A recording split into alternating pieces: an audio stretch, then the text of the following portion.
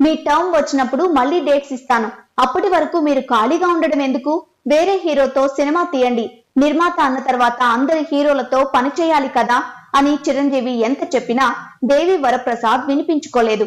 అలా చిరంజీవి డేట్స్ కోసం 2.5 సంవత్సరాలు వెయిట్ చేసి మరీ నిర్మించిన చిత్రం అల్లుడా మజాకా. మెగాస్టార్ చిరంజీవితో దర్శకుడు ఈవీవి సత్యనారాయణ పనిచేసిన ఏకైక చిత్రం ఇదే. ఈ అవకాశం కూడా ఆయనకు అనుకోకుండా లభించింది. తను దర్శకత్వం వహించిన అప్పుల అప్పారావు చిత్రం కాపీని చూపించడానికి చిరంజీవిని పిలిచారు ఈవీవి. ఆయనతో పాటు దేవి వరప్రసాద్ కూడా వచ్చి ఆ సినిమా చూశారు. అందులో కామెడీ ఆయనకు బాగా నచ్చింది.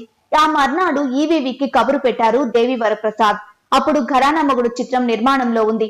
బడ్జెట్ పరిమితులు లేకుండా మీరు మా బ్యానర్ కు ఓ సినిమా చేసి పెట్టాలని అడిగారు దేవి వరప్రసాద్. చిరంజీవి ఆ చిత్రంలో నటిస్తారని కూడా చెప్పారు. ఊహించని అవకాశం అది. మొదట ఈవీవి నమ్మలేదు. కానీ వరప్రసాద్ భరోసా ఇచ్చే